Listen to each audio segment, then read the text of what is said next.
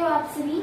आज बेटा हम स्टार्ट करने वाले हैं नेक्स्ट टॉपिक, ठीक है। और वो आपका है बेटा एक्सोथर्मिक एंड एंडोथर्मिक रिएक्शन। आप सभी को पता भी होगा कि एक्सोथर्मिक रिएक्शन क्या होती है। बेटा एक्सोथर्मिक, देखो आपको अच्छे से पता चल रहा होगा, एक्सो का मतलब क्या होता है, रिलीज होना, ठीक है। तो बेटा थर्मिक हम टेम्परेचर से लेके चलते हैं, अभी हम हीट से लेके चलेंगे। तो अगर किसी भी केमिकल रिएक्शन में क्या हो रही हो, हीट रिलीज हो रही हो, उसको हम क्या बोलेंगे, एक्सोथर्मिक रिएक्शन, ठीक है। तो एक्सोथर्मिक रिएक्शन की डेफिनेशन सभी को पता है अच्छे से। एग्जांपल्स देखो कौन कौन से होते हैं, बस इतना ध्यान रखना है इसमें कि जो हीट है वो क्या हो रही है, रिलीज हो रही है। रिलीज या फिर हम इसको क्या बोलते हैं, इवॉल्व, ठीक है। अब देखो बेटे इसकी एग्जांपल जो है, हम मोस्टली जितनी भी कंबशन रिएक्शन लेते हैं वो सारी की सारी क्या होती है, कंबशन एक्सोथर्मिक, क्योंकि उसमें क्या होता है बेटा, हीट रिलीज होती है। अब कंबशन में जैसे मैं आपसे कहूँ कि कार्बन है, ऑक्सीजन की प्रेजेंस में क्या हो रहा है, बर्न हो रहा है। तो जब बर्न होगा तो ये क्या रिलीज करेगा, CO2, देन हीट भी रिलीज होगी। तो आप ये जो प्लस हीट लिख रहे हो, उसका मतलब ये हीट क्या हो गई है, रिलीज हो गई है। अब ये एज अ प्रोडक्ट है हमारा, ठीक है। और अगर मैं आपसे ये कहूँ एंडोथर्मिक रिएक्शन, तो एंडो का मतलब आपको ध्यान रखना है क्या है, एंडो का मतलब इन, अंदर की साइड। इसका मतलब इसमें जो हीट होती है वो क्या होती है बेटा, गेन होती है, या फिर हम कहें एब्जॉर्ब होती है, ठीक है। हीट एब्जॉर्ब हो रही, इसमें बेटा रिलीज होगी और इसमें क्या होगी, एब्जॉर्ब होगी। इसमें मैंने आपको बता दिया कंबशन की जितनी भी रिएक्शंस हैं वो सारी की सारी क्या होंगी, एक्सोथर्मिक। बट इसमें एक एक्सेप्शनल केस होता है, वो क्या होता है कि जो नाइट्रोजन होती है वो ऑक्सीजन की प्रेजेंस में जब बर्न होती है तो यहाँ पर आपके पास जो प्रोडक्ट बन रहा है NO, नाइट्रस ऑक्साइड, ये क्या है बेटा, एक एंडोथर्मिक रिएक्शन है। इसमें और इसमें अगर हम देखते हैं तो कंबशन ही है, ठीक है। मैंने अभी आपसे बोला था ना, कंबशन रिएक्शन सारी क्या होती है, एक्सोथर्मिक, बट उसमें एक एक्सेप्शनल केस होता है ये वाला, जो कि क्या है, एंडोथर्मिक। अगर मैं कार्बन की रिएक्शन कहती हूँ सल्फर के साथ है, अगर ऑक्सीजन के साथ है तो वो एक्सो, सल्फर के साथ रहेगी तो आपके पास क्या बनेगा, CH2, कार्बन डाइसल्फाइड। तो ये क्या है, एंडोथर्मिक। अब बेटा एंडोथर्मिक में हीट एब्जॉर्ब हो रही है, तो आप यहाँ पर हीट लिखते हो, इसका मतलब वो क्या है, एज अ रिएक्टेंट है, तो हम यहाँ पर माइनस हीट लिख सकते हैं, ठीक है।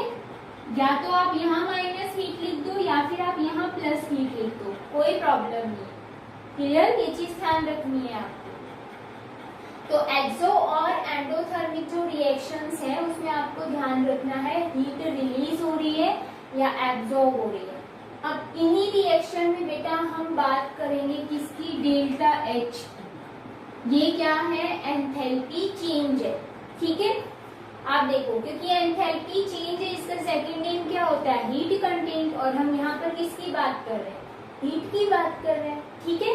तो देखो बेटा इस केस में एक्सोथर्मिक में आपके पास ये तो है रिएक्टेंट और ये बेटा क्या है, प्रोडक्ट, ठीक है। आप देखो रिएक्टेंट जब प्रोडक्ट में कन्वर्ट हुआ तो हीट क्या हो गई, रिलीज हो गई। इसका मतलब जो एंथैल्पी थी किसकी, रिएक्टेंट की, वो ज्यादा है एज कंपेयर टू प्रोडक्ट, या हम कहें हीट जो है वो किसकी ज्यादा है, रिएक्टेंट की, प्रोडक्ट के कंपेयर में। इस केस में हम ये कह सकते हैं कि HR is greater than HP। H is heat contain या एंथैल्पी ऑफ द रिएक्टेंट और एंथैल्पी ऑफ द प्रोडक्ट। तो जो डेल्टा H होता है कंप्लीट रिएक्शन के लिए वो क्या होगा, enthalpy of reactant product minus enthalpy of reactant. जब बेटा रिएक्टेंट की ज्यादा होगी प्रोडक्ट के कंपेयर में, तो जो डेल्टा H की वैल्यू है वो किस में आएगी, नेगेटिव के अंदर। क्लियर है। तो आपको ध्यान रखना है एक्सोथर्मिक रिएक्शन रिएक्शन में जो रिएक्टेंट होता है उसकी हीट ज्यादा होती है, प्रोडक्ट की कम होती है, तो जो पूरी रिएक्शन है उसमें जो एंथैल्पी चेंज है वो किसमें आएगी, नेगेटिव के अंदर। ठीक है, ये ध्यान रखना है। और बहुत सिंपल भी है बेटा, देखो ये हमारा पूरा सिस्टम है जिसमें रिएक्टेंट और प्रोडक्ट दोनों चीजें, और इस सिस्टम में से हीट क्या हो गई है, रिलीज हो रही है। इसका मतलब सिस्टम की हीट क्या हो गई, कम हो गई, तो नेगेटिव। ठीक है, सिंपल है।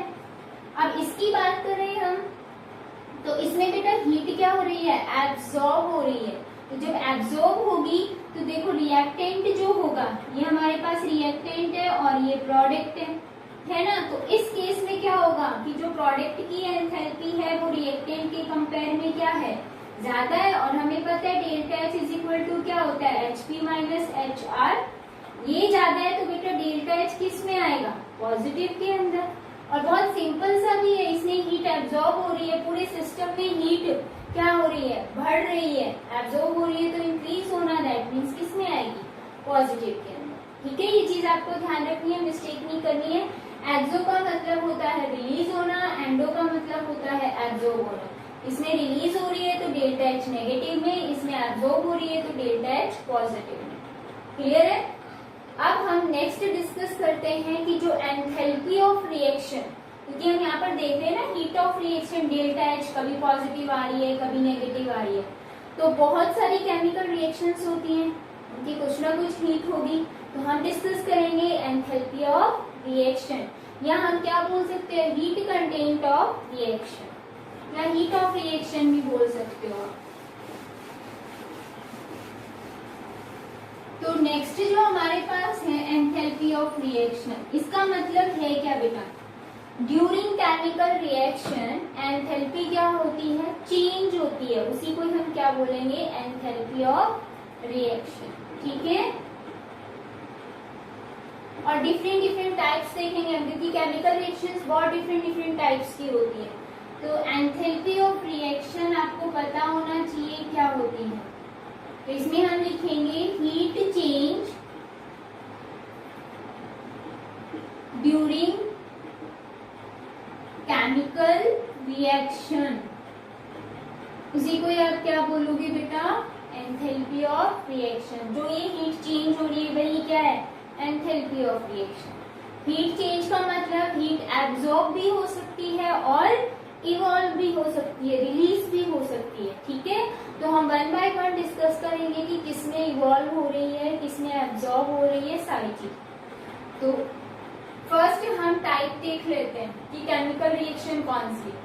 फर्स्ट आता है enthalpy of formation. Enthalpy of formation, देखो फॉर्मेशन का मतलब क्या है कि कोई भी रिएक्टेंट कंबाइंड होके क्या बना रहे हैं, प्रोडक्ट बना रहे हैं। तो हम ये कह सकते हैं एंथैल्पी चेंज या हीट चेंज। ठीक है, enthalpy change when 1 mole of substance form.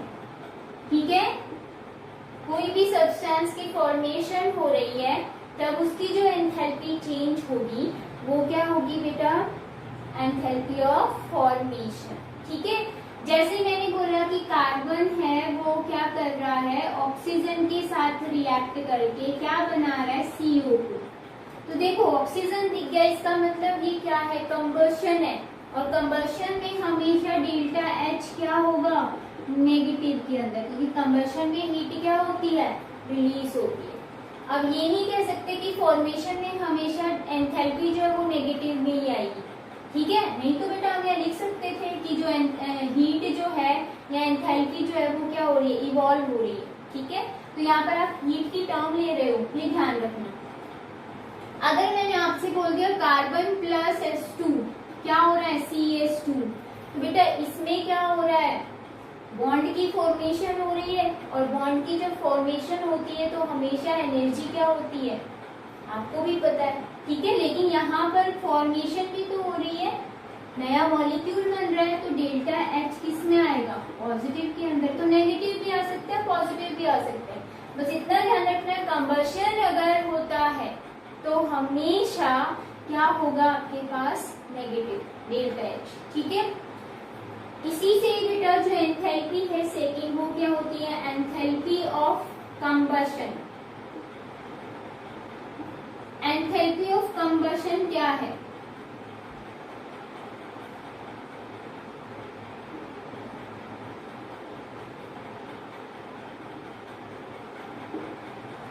देखो बेटा इसमें क्या होता है, हीट चेंज, या हीट की टर्म ही लिखो वरना कंफ्यूज रहोगे, हीट ही रखो। ठीक है, heat change when 1 mole of substance, बेटा कंबशन का मतलब क्या हो रहा है, बर्न होना, किसकी प्रेजेंस में, एयर की प्रेजेंस में। तो हम यहाँ क्या लिखेंगे, 1 mole of substance completely burn in presence of air. ठीक है, उसी को आप क्या बोलोगे, एंथैल्पी ऑफ कंबशन। जैसे मैंने ये एग्जांपल दिया सेम। अब देखो बेटे कार्बन की जगह हम और एग्जांपल क्या ले सकते हैं, हाइड्रोकार्बन्स होते हैं। हाइड्रोकार्बन मतलब जैसे कि CH4 है, कार्बन हाइड्रोजन से मिलकर बने हुए हाइड्रोकार्बन्स होते हैं। तो CH4 का भी अगर आप कंबशन करते हो तो क्या रिलीज होगी, CO2। एंड देखो बेटा हाइड्रोजन है तो साथ में क्या रिलीज हो जाएगा, H2। तो इसके लिए जो डेल्टा H है वो किस में आएगी, नेगेटिव में। कंबशन में हमेशा ध्यान रखना है नेगेटिव में ही रहेगी। जैसे मैंने C2H6 ले लिया, ये भी हाइड्रोकार्बन है, इसका भी क्या हो रहा है, कंप्लीटली बर्न हो रहा है। किसकी प्रेजेंस में, एयर मतलब ऑक्सीजन की प्रेजेंस में। और जब होगा तो इसमें भी CO2 रिलीज होगी एंड वाटर मॉलिक्यूल। ठीक है, जब बेटा आप इस टाइप की रिएक्शन लिख रहे हो तो ओनली इसका मतलब ये नहीं है कि आपने रिएक्शन लिख दी बस, इनको बैलेंस भी करना होता है साथ साथ। तो हम दोनों रिएक्शन को बैलेंस करते हुए चलेंगे। डेल्टा एच किस में है बेटा, नेगेटिव में। अब देखो कार्बन 1 यहाँ पर देखो हाइड्रोजन 4 है, यहाँ पर हमें 4 करना है तो 2 से मल्टीप्लाई कर देना। अब ऑक्सीजन इधर 4 हो गए, आप यहाँ 2 से मल्टीप्लाई कर। ठीक है, सेम एज इट इज। यहाँ देखो कार्बन 2 है तो 2 CO2 लिखना है आपको। हाइड्रोजन 6 है तो यहाँ 3 से मल्टीप्लाई करना है। अब ऑक्सीजन देखोगे 4 ऑक्सीजन इधर है, 3 ऑक्सीजन इधर है, कितनी हो गई 7। तो यहाँ क्या कर दोगे 7/2। ठीक है, तो यहाँ पर ये कंप्लीट हो गई है क्या, बैलेंस। तो ये थी enthalpy of formation, enthalpy of combustion. ठीक है, नेक्स्ट स्टार्ट कर रहे हैं। आई होप सभी को समझ में आ गया होगा। बेटा बहुत इजी है, इसमें सिर्फ हीट चेंज हो रही है, कौन सा सब्सटेंस क्या कर रहा है, किसमें चेंज हो रहा है, उसके बेस पे। ठीक है, फटाफट देख लेते हैं, बहुत इजी है ये वाला टॉपिक।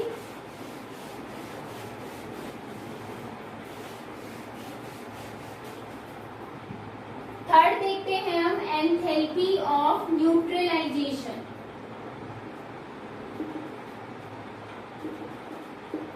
एंथैल्पी ऑफ न्यूट्रलाइजेशन, देखो बेटा न्यूट्रलाइजेशन रिएक्शन क्या होती है, जब कोई भी एसिड बेस के साथ रिएक्ट करता है तब वो क्या हो जाता है, न्यूट्रल हो जाता है। तो उसी रिएक्शन को हम क्या बोलेंगे, न्यूट्रलाइजेशन रिएक्शन। ठीक है, तो यहाँ पर जैसे मैंने आपको बोला कि एसिड क्या हो रहा है, बेस से रिएक्ट कर रहा है, तो हम कह सकते हैं heat change when 1 mole of 1 मोल नहीं ग्राम। ठीक है, 1 ग्राम, क्योंकि 1 मोल हम मोस्टली गैसेस के लिए लेते हैं, हमने जितने भी डिस्कस किए गैसेस फॉर्म के लिए। 1 gram of acid neutralize with base. ठीक है, उसी को आप क्या बोलोगे, एंथैल्पी ऑफ न्यूट्रलाइजेशन। जो ये हीट चेंज हुई है वो है एंथैल्पी ऑफ न्यूट्रलाइजेशन, ध्यान रखना है।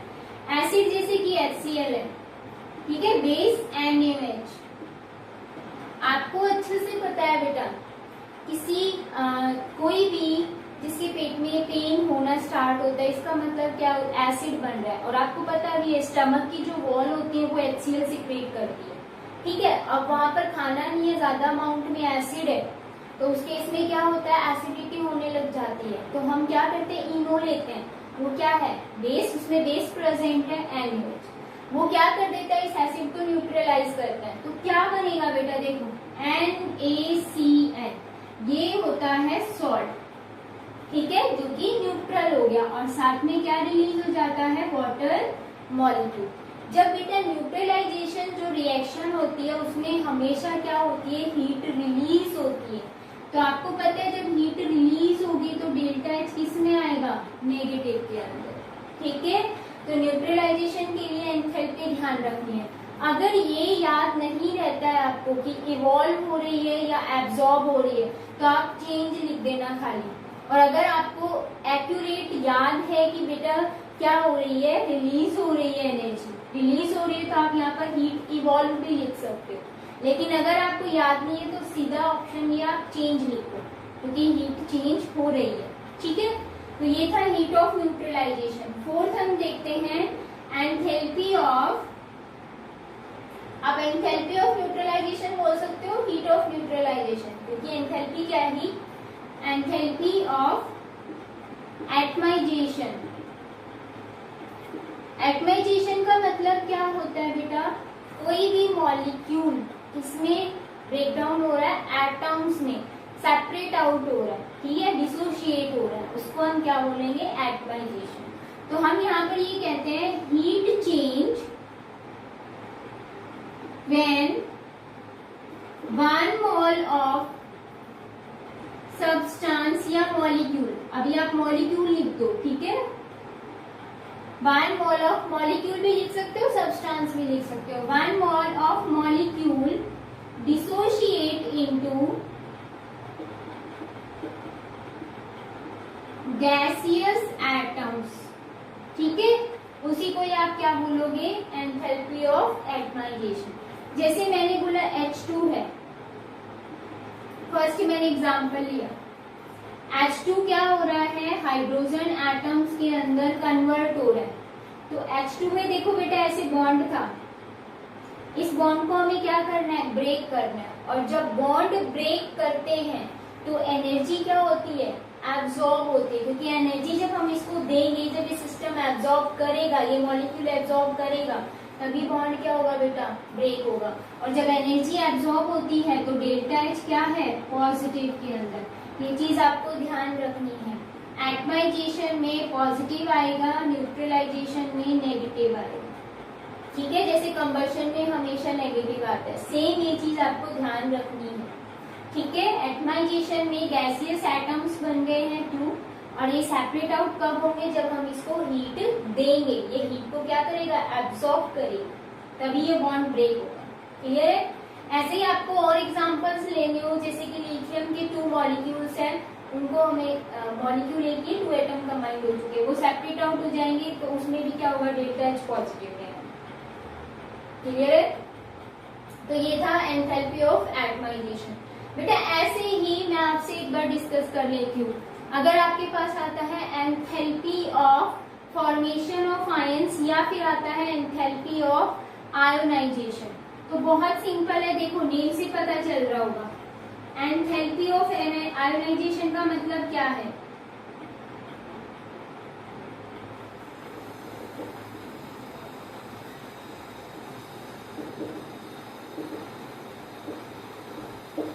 सिंपल है, आयोनाइजेशन मतलब किसमें ब्रेकडाउन हो रहा है, आयंस में। तो हम क्या लिखेंगे, एंथैल्पी या फिर heat change when 1 mole of substance dissociate into ions. जैसे हमने यहाँ पे लिखा था डिसोशिएट इनटू गैसियस एटम, अब एटम की जगह हम क्या लिख देंगे, आयंस, ठीक है। या तो ये आता है या फिर formation of ions. Enthalpy of formation of ions का भी मतलब क्या होगा कि आयंस में ब्रेक डाउन होना। तो जैसे मैंने सीधा एग्जांपल दूं, HCl है, ये डिसोशिएट हो गया H positive and Cl negative के अंदर। तो यहाँ पर बेटे देखो आयंस में ब्रेक डाउन हो रहा है, इसका मतलब इसमें भी बॉन्ड क्या हो रहा है, ब्रेक हो रहा है। तो एंथैल्पी किस में आएगी, पॉजिटिव के अंदर, ठीक है। तो ये चीज ध्यान रखनी है, एंथैल्पी ऑफ आयनाइजेशन या enthalpy of formation of ions में आयंस के अंदर ब्रेक डाउन होता है। अगर बेटा यही मैंने बोल दिया होता एंथैल्पी ऑफ हाइड्रेशन, तो हाइड्रेशन का मतलब वाटर मॉलिक्यूल के अंदर ये क्या हो रहा है, डिसॉल्व हो रहा है, तो वो क्या होता है, एंथैल्पी ऑफ हाइड्रेशन। ठीक है, ऐसे ही मैंने आपसे बोल दिया लैटिस एंथैल्पी। तो लैटिस एंथैल्पी क्या होती है, ये ब्रेक डाउन हो रहा है ना, इसमें बॉन्ड्स ब्रेक हो रहे हैं, तो उसके लिए जो एनर्जी रिक्वायर्ड है उसी एनर्जी को हम क्या बोलेंगे, लैटिस एंथैल्पी। ठीक है, एंथैल्पी की तो फॉर्म है, तो आपको ये चीज ध्यान रखनी है। इसी टाइप से बहुत सारे आते हैं। अब मैं आपसे डिस्कस करने वाली हूँ कि अभी हमने सिंपल देख लिया, लेकिन ऐसे भी होते हैं जिसमें बेटा फेज क्या है, ट्रांसफर हो रही है या चेंज हो रही है। फेज मतलब स्टेट चेंज हो रही है, सॉलिड लिक्विड में चेंज हो रहा है, लिक्विड गैस में चेंज हो रहा है। तो जब वो चेंज होता है तब एंथैल्पी भी क्या होती है, चेंज होती है या हीट चेंज होती है। तो अभी हम एंथैल्पी डिस्कस करेंगे किसके लिए, फेज ट्रांसफर के लिए या ट्रांजिशन के लिए। ठीक है, आई होप सभी को समझ में आ गया होगा। अगर इसी में ये आता है बेटा एंथैल्पी ऑफ सॉल्यूशन, तो एंथैल्पी ऑफ सॉल्यूशन क्या होगी, किसी भी पर्टिकुलर सॉल्वेंट को सॉल्यूशन के अंदर सॉल्यूट को सॉल्वेंट के अंदर डिसॉल्व करते हैं, तो वो क्या होगी, जब हीट चेंज होगी तो उसी हीट को हम क्या बोलेंगे, एंथैल्पी ऑफ सॉल्यूशन। ठीक है, तो इसमें सभी में डेफिनेशन वो ही आनी है, थोड़ा सा चेंजमेंट आता है बस। स्टार्टिंग में तो वो लिखोगे enthalpy change when 1 mole of substance, ठीक है, dissolve in a particular solvent is known as enthalpy of solution. तो वो की वो चीज है, बस इसमें आपको थोड़े बहुत एग्जांपल ध्यान में रखने हैं।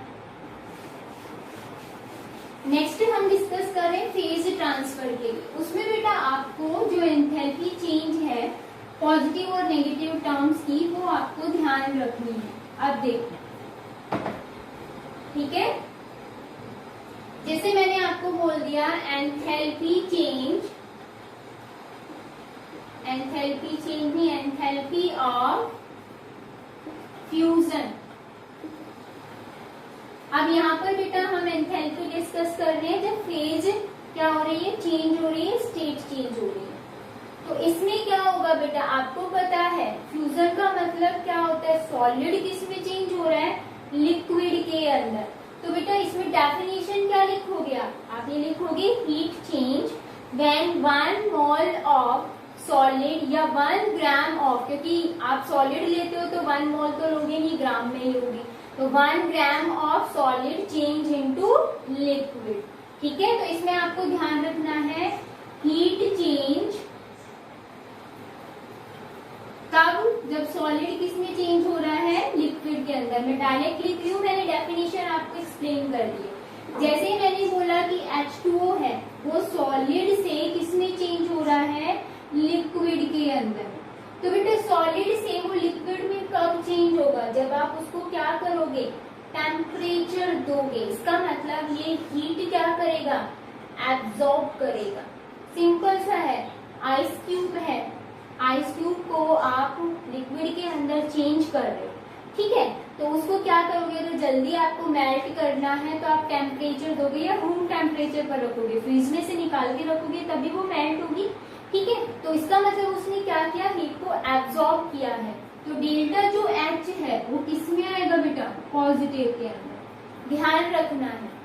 अगर मैंने आपसे बोल दिया क्या कि आपको लिक्विड को अगेन सॉलिड में चेंज करना है, तो जब हम लिक्विड को सॉलिड में चेंज करेंगे तो जो आपकी हीट चेंज होगी वो क्या होगी बेटा, एंथैल्पी ऑफ सॉलिडिफिकेशन। ठीक है, या फिर फ्रीजिंग, यही बोलते हो आप। तो इसमें क्या हो रही है बेटा, हीट चेंज तो हो रही है, लेकिन वो हीट चेंज कब होगी, जब बेटा लिक्विड किस में चेंज हो रहा है, सॉलिड के अंदर। क्लियर है, तो जैसे मैंने आपको बोला कि H2O लिक्विड था, उसको किस में चेंज किया, सॉलिड के अंदर, तो आप क्या करते हो, फ्रीज आउट करते हो, उसमें टेम्परेचर क्या होता है, कम होता है। इसका मतलब ये क्या करेगा, एनर्जी को रिलीज करेगा, अपने में से हीट को कम करेगा, तभी ये क्या करेगा, सॉलिड के अंदर कन्वर्ट होगा। तो इसका मतलब डेल्टा H जो है वो किस में आएगा, नेगेटिव के अंदर। ये टर्म्स आपको ध्यान रखनी है, ठीक है। मैंने आपसे कहा एंथैल्पी ऑफ फ्यूजन, तो इसका मतलब delta is positive. Enthalpy of freezing तो इसका मतलब डेल्टा एच नेगेटिव। ठीक है, अब हम देखते हैं दूसरे स्टेप। अभी तो देखो सॉलिड लिक्विड में चेंज हो गया, अब लिक्विड किस में चेंज होता है? वेपर्स में। और जब लिक्विड वेपर्स में चेंज होता है तो उस प्रोसेस को हम क्या बोलते हैं? वेपराइजेशन। और जब उसमें हीट चेंज होगी तो उसको हम क्या बोलेंगे? Enthalpy of vaporization. तो नेक्स्ट टर्म हमारे पास क्या आती है? Enthalpy of vaporisation.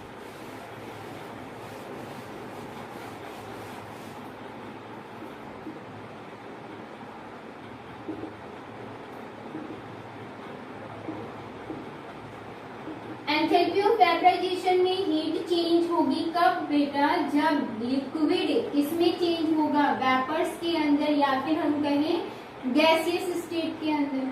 ठीक है, सिंपल है, वेपर्स और गैसियस स्टेट सेम। तो देखो बेटा, इसमें मैंने कहा कि H2O था पहले लिक्विड फॉर्म में, फिर वो किस में चेंज हुआ? वेपर्स के अंदर या गैसियस स्टेट में चेंज हुआ। कब चेंज हुआ? जब आप वाटर को क्या करते हो? बॉयल करते हो। बॉयल करोगे तो हीट उसको चाहिए, रिक्वायर्ड है ना बेटा वेपर्स में कन्वर्ट होने के लिए। इसका मतलब उसने हीट को क्या किया? एब्सॉर्ब किया है। तो इसका मतलब डेल्टा एच क्या हो गया है? पॉजिटिव। क्लियर? अगर हमें गैस को लिक्विड के अंदर चेंज करना है, तो गैस जब लिक्विड में चेंज होती है तो बेटा देखो हम क्या करते हैं? वाटर को बॉईल करते हैं, तो एक हम ओपनली करते हैं, हम उसको ढक के करते हैं। अगर हम ढक के करेंगे तो जो वेपर्स है उस ढक्कन पे कलेक्ट हो जाते हैं, और अगर फिर हम उसे ठंडा होने दें तो वो जो वेपर्स बनी थी वो वापस क्या हो जाती है? लिक्विड में चेंज हो जाती है। तो वेपर्स जब लिक्विड में चेंज होती है ठंडा करने पे, तो वो प्रोसेस क्या है बेटा? कंडेंसेशन। तो उसमें जो हीट चेंज होगी उसको हम क्या बोलेंगे? Enthalpy of condensation. ठीक है, और एंथैल्पी ऑफ कंडेंसेशन में बेटा क्या हो रही है? हीट चेंज हो रही है। कब हो रही है? जब कोई भी गैसियस फॉर्म किसमें चेंज हो? लिक्विड फॉर्म के अंदर। इसका मतलब वो कंडेंस हो रहा है, ठंडा हो रहा है। और जब ठंडा हो रहा है तो बेटा उसने क्या किया? अपने में से हीट को रिलीज किया है, और जब हीट रिलीज होगी तो वो क्या होगी? डेल्टा एच आपके पास नेगेटिव के अंदर। ठीक है, तो यहाँ डेल्टा एच आएगा नेगेटिव। आपको ये चीज ध्यान रखनी है, एक दूसरे के अपोजिट है ये। डेल्टा एच भी चेंज हो रहा है, स्टेट भी चेंज हो रही है। ठीक है, तो enthalpy of vaporization and enthalpy of condensation clear है। नेक्स्ट देखो बेटा, हम डायरेक्ट पढ़ते हैं कि सॉलिड को हमने डायरेक्ट किसमें चेंज किया? वेपर्स के अंदर। या वेपर्स को डायरेक्ट हमने किसमें चेंज किया? सॉलिड के अंदर। तो आप रिएक्शंस पढ़ते हो सब्लिमेशन। सब्लिमेशन का मतलब होता क्या है? सिंपल है ना, सब्लिमेशन मतलब solid direct converting into gaseous. तो यहाँ पर एंथैल्पी ऑफ सब्लिमेशन में क्या होता है? हीट चेंज होगी। हीट चेंज होती है कब? जब सॉलिड डायरेक्ट किसमें चेंज हो जाए? गैस के अंदर। ठीक है, जैसे मैंने कहा कि सॉलिड है आपके पास फॉर्म, और इसको आपको डायरेक्ट वेपर्स में चेंज करना है, तो आप क्या करते हो? इसको हीट करोगे, हाइयर अमाउंट में एनर्जी दोगे, हीट दोगे। तो इसका मतलब डेल्टा एच क्या होगी? पॉजिटिव, क्योंकि इसने क्या किया है? हीट को एब्सॉर्ब किया है, देन उसमें कन्वर्ट हुआ है गैसियस में। तो आपको ध्यान रखना है सब्लिमेशन में ये क्या हो रहा है? गैसेस के अंदर कन्वर्ट हो रहा है, सॉलिड डायरेक्ट कन्वर्ट हो रहा है, बीच में लिक्विड स्टेट नहीं आ रही। क्लियर? तो ये था फेज ट्रांजिशन। अगर मैं आपसे पूछूं गैसेस को सॉलिड के अंदर कन्वर्ट करना है, डायरेक्ट करना है, तो वो नेगेटिव में आ जाएगी डेल्टा एच, और डायरेक्ट करते हैं तो उसको हम क्या बोलते हैं? D sublimation. ठीक है, ये चीज आपको ध्यान रखनी है। तो नेक्स्ट जो आता है आपके पास वो क्या है? ये हमने अभी एंथैल्पी ऑफ रिएक्शन डिस्कस किया। ठीक है, डिफरेंट टाइप्स डिस्कस किए। अब इस एंथैल्पी के बेस पे या हीट के बेस पे बेटा एक लॉ आया था जो कि हैश साइंटिस्ट ने दिया था, जिसको हम बोलते हैं हैश लॉ। ठीक है, इन्होंने क्या कहा था? इन्होंने ये कहा था कि कोई भी जो केमिकल रिएक्शन है वो चाहे सिंगल स्टेप में हो रही हो चाहे डिफरेंट स्टेप्स में हो रही हो, उन दोनों ही केसेस में जो हीट रहेगी, जो एंथैल्पी रहेगी, वो क्या रहेगी, कांस्टेंट रहती है। तो ठीक है, आपको ध्यान रखना है कि इन अ केमिकल रिएक्शन, किसी भी केमिकल रिएक्शन में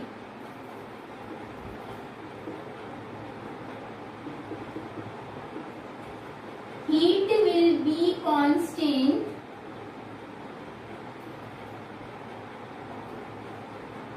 either reaction will be completed in single step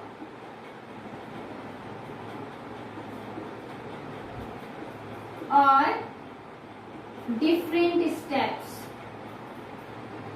या फिर हम कहें मल्टीपल, डिफरेंट की जगह हम क्या लिखेंगे, मल्टीपल स्टेप। ठीक है, चाहे सिंगल स्टेप में वो केमिकल रिएक्शन कंप्लीट हो रही हो, प्रोसीड हो रही हो, चाहे मल्टीपल स्टेप में हो रही हो, उसमें क्या रहेगा, जो हीट है वो क्या रहेगी, कांस्टेंट रहेगी। जैसे कि ए है, वो किस में कन्वर्ट हो रहा है, ई के अंदर। ठीक है, तो इसकी जो हीट है कुछ ना कुछ होगी, एंथैल्पी की वैल्यू कुछ ना कुछ तो होगी बेटा। अब मैंने कहा कि ए जो है वो पहले किस में कन्वर्ट हो, बी में, देन बी किस में, सी में, फिर डी में, फिर ई में। तो ये तो था सिंगल स्टेप। इसमें देखो कितने स्टेप आ गए, तो इसकी हीट होगी कुछ ना कुछ, इसकी भी होगी Q2, इसकी Q3, इसकी Q4, चेंज हो रही है। तो हम कहेंगे जो टोटल हीट है इसको हम Q से डिनोट कर देते हैं। ठीक है, वो किसके इक्वल होगी, Q1 plus Q2 plus Q3 plus Q4। Multiple step के लिए आपके पास हीट आई है Q, और A जब E में कन्वर्ट हो रहा है तो सिंगल स्टेप में हमने क्या कहा है, डेल्टा H है सपोज। ठीक है, तो हम हैश लॉ क्या कहता है कि डेल्टा H किसके इक्वल होगा बेटा, Q के इक्वल होगा। चाहे वो सिंगल स्टेप में हो रही हो, चाहे वो मल्टीपल स्टेप में हो रही हो, जो हीट होगी किसी भी केमिकल रिएक्शन की हीट जो चेंज होगी वो हमेशा क्या रहेगी, कांस्टेंट रहेगी, चेंज नहीं होगी, इक्वल रहेगी। ठीक है, ऐसा उसने क्यों बोला, ऐसा इसलिए बोला कि जो बेटा ये हीट होती है, या हम कहें जो एंथैल्पी होती है, वो क्या होती है बेटा, स्टेट फंक्शन। किस पर डिपेंड करेगी, स्टेट पर, ना कि पाथ पर। और यहाँ हम क्या शो कर रहे हैं, पाथ शो कर रहे हैं। तो बेटा चाहे वो सिंगल स्टेप हो चाहे मल्टीपल स्टेप हो, पाथ पर डिपेंड करती नहीं है एंथैल्पी, किस पर डिपेंड करती है, स्टेट पर डिपेंड करती है। बट यहाँ तो पाथ चेंज हो रहा है। ठीक है, तो इसका मतलब जो एंथैल्पी होगी या जो हीट होगी वो क्या रहेगी, कांस्टेंट रहेगी। तो ये था बेटा हैश लॉ। कल इसके बेसिस पे बेटा हम न्यूमेरिकल करेंगे, क्योंकि जो हैश लॉ है ये किस किस के लिए एप्लीकेबल होता है। जैसे हमने डिस्कस किया था ना, एंथैल्पी ऑफ एटमाइजेशन था, एंथैल्पी ऑफ आपके पास हाइड्रेशन आता है। ठीक है, तो इन सभी में एप्लीकेबल होता है। इसके अकॉर्डिंग हम इजीली कैलकुलेट कर सकते हैं एंथैल्पी किसी भी केमिकल रिएक्शन से। ठीक है, तो कल बेटा हम डिस्कस करेंगे इसके बेस पे न्यूमेरिकल। कल मिलते हैं, टेक केयर।